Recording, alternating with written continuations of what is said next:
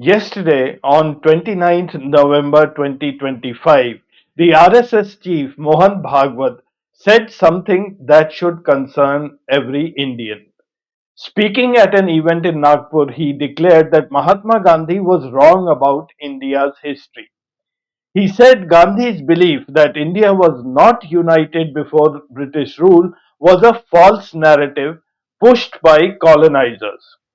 This was reported by the Times of India Nagpur edition and many other newspapers. Now, this is not a casual remark, and it isn't just another ideological disagreement.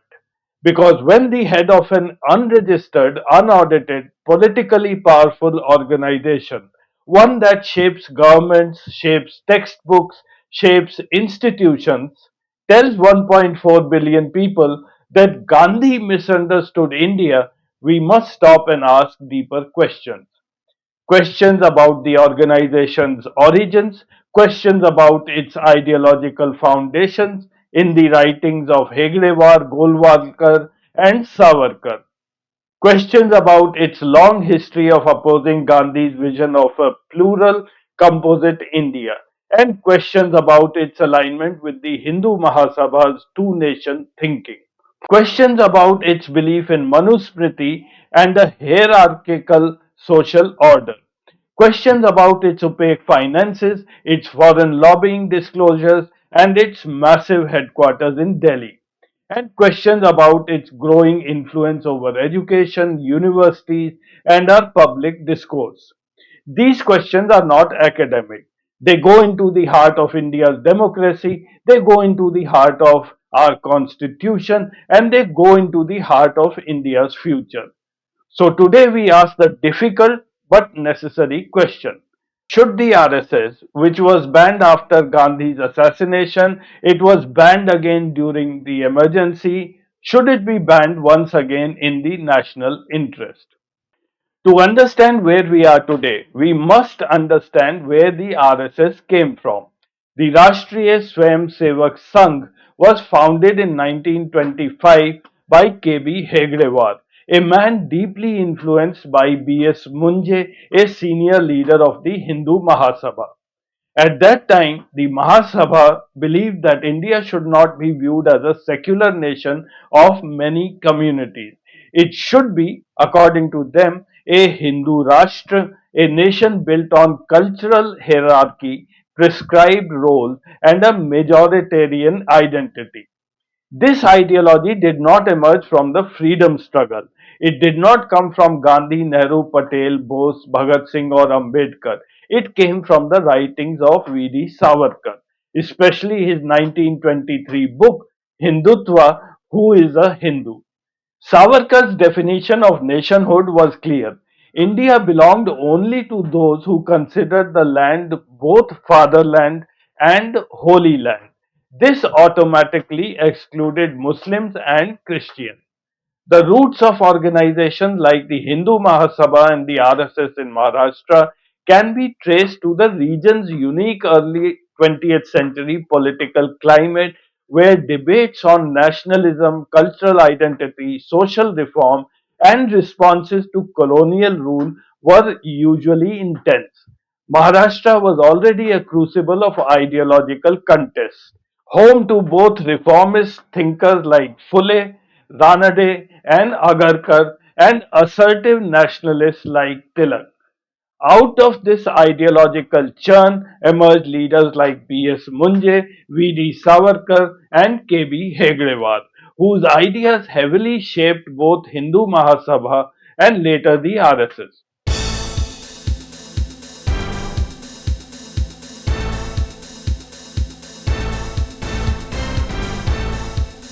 Hegdewar absorbed this ideology. He created the RSS not as a part of the independence movement but as a parallel cultural project, a project to reshape society from within, to engineer a disciplined Hindu identity, and to revive a hierarchical social order from ancient texts.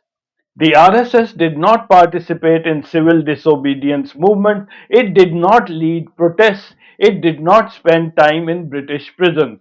Its goal was not political liberation from colonial rule, its goal was cultural reconstruction within the Hindu society. If Hegdewar founded the RSS, Golwalkar defined it. M.S. Golwalkar became the second Sar Sangh Chalak in 1940. He remains the most influential thinker in the organization's history. His writings reveal a worldview that sees India not as a constitutional nation of equal citizens, but as an exclusive cultural civilization of Hindus.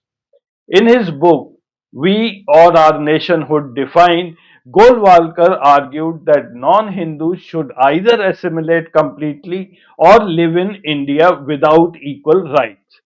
He rejected Gandhi's philosophy of composite nation where Hindus, Muslims, Sikhs, Christians, Parsis, and others live together as equals. Golwalkar's ideological imprint is still visible today in RSS's worldview. He is still celebrated as a key guide inside the organization. And it is important because it sets the stage for another uncomfortable truth. Most Indians believe the two nation theory came from Jinnah alone, but history shows something different. Long before partition, Savarkar and the Hindu Mahasabha publicly declared that Hindus and Muslims were two separate nations. This was the Hindu version of the two nation theory. Gandhi rejected this entirely. He believed deeply in a shared, composite, united India. The RSS grew in the ideological soil of the Hindu Mahasabha, not the Congress. Its worldview was closer to Savarkar's interpretation than that of Gandhi's.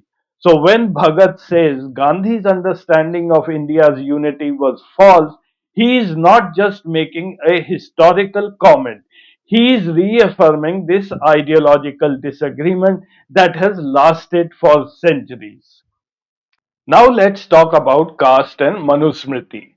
The RSS often claims to be a cultural organization, but its cultural vision is rooted in ancient Hindu social structures, especially the Varna system described in the Manusmriti. The Manusmriti is one of the most casteist texts in Indian history. Ambedkar publicly burnt it in 1927. Gandhi rejected its authority. But Golwalkar and many Sangh thinkers have spoken reverentially about India's ancient social order. Critics, including Dalit writers like Bhavar Meghvanshi, describe the RSS as a Brahmin dominated organization where upper castes disproportionately occupy leadership roles. You don't need a written rule book to see the pattern. A simple glance at its top leadership over the decades shows an overwhelming upper caste dominance.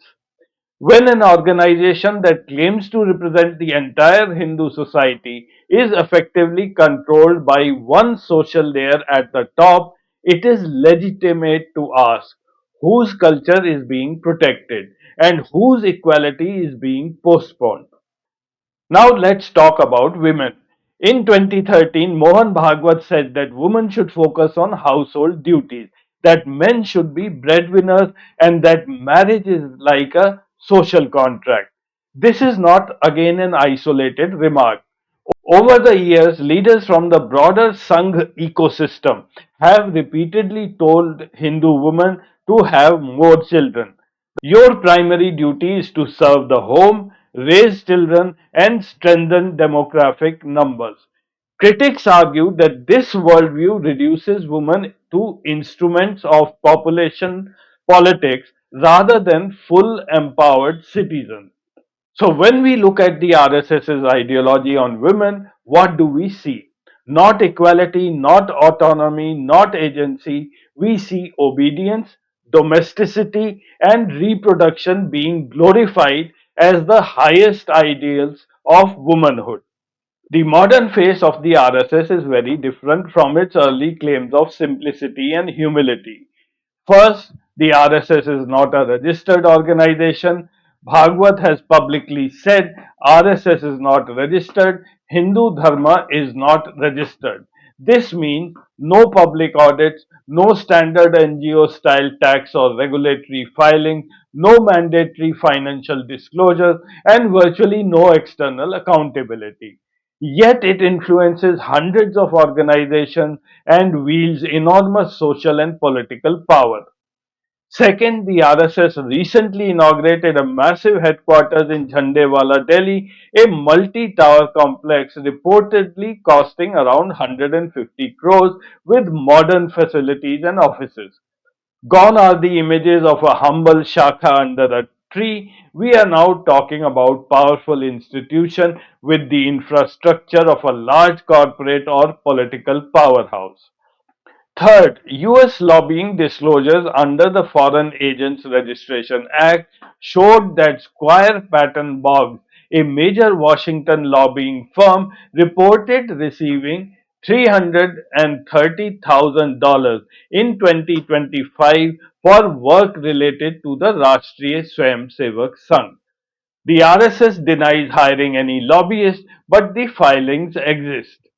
If the RSS is just a cultural organization, why does its name appear in US lobbying disclosures? What was being lobbied for? Who paid and why?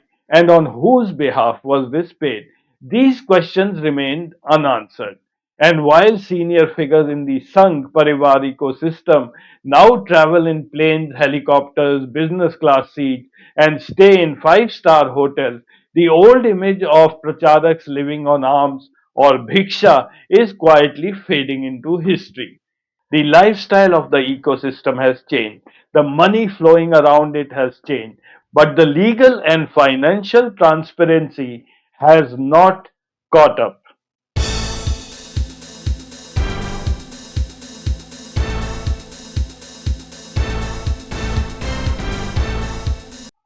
Let's come to perhaps the most worrying part, the influence of RSS on India's education system.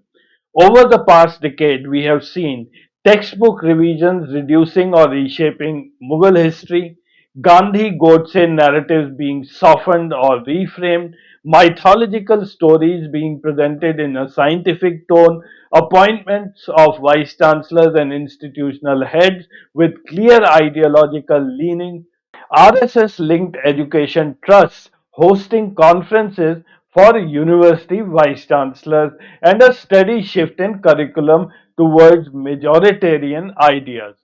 The battle for India's mind begins in its classroom, and the RSS understands this perfectly. When a private, unregistered organization decides what your children should learn, what your university should teach, and what your textbook should contain, it is no longer cultural service. It is an ideological capture. The influence does not stop at education. Turn on any TV news channel and you will see the new foot soldiers of this project. Sudhanshu Trivedi, Rakesh Sinha, Desh Ratan Nigam, and many others. Their role is simple: dominate the debates, delegitimize critics, equate dissent with anti nationalism, and constantly shift the Overton window in favor of majoritarian RSS aligned narratives. This is not honest debate. This is a narrative warfare. It creates a climate where asking factual questions about the RSS, its role, its finances, its ideology, can itself be branded as anti national or anti Hindu. So, where does this leave us? It leaves us with fundamental questions about the health of our democracy.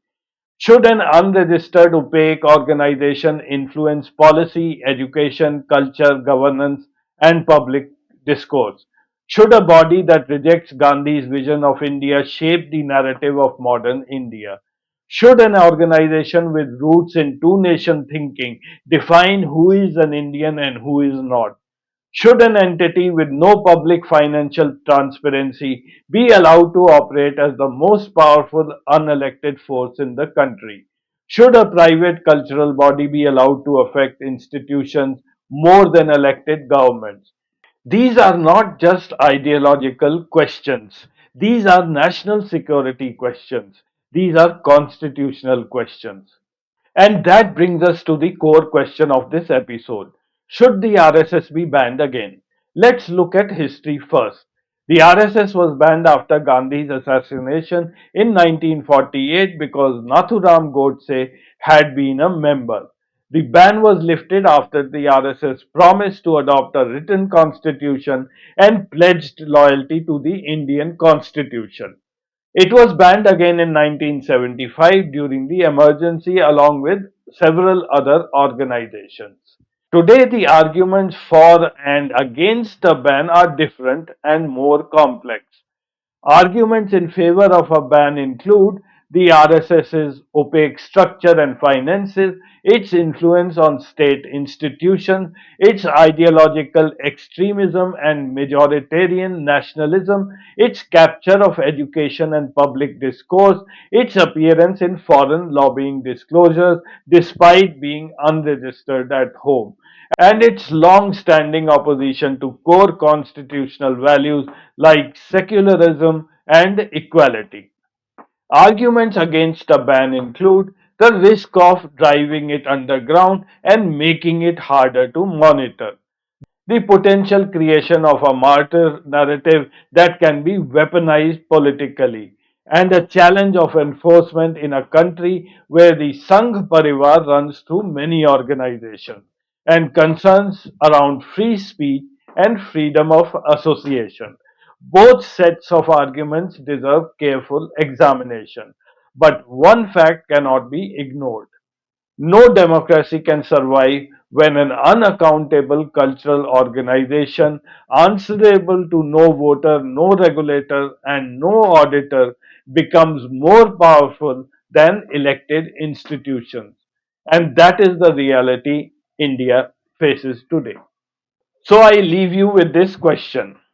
In a modern constitutional republic, should any organization wield massive political, cultural, financial, and ideological power without transparency, without registration, without accountability, and without public scrutiny? If the answer is yes, then India must prepare for a future where the constitution becomes symbolic and a 100-year-old cultural body becomes the real arbiter of national destiny. If the answer is no, then India must ask calmly but firmly, is it time to reconsider the legal, political, and moral status of the RSS? This is not just a debate, this is the battle for India's soul. I am Ajay Prakash. Thank you for watching.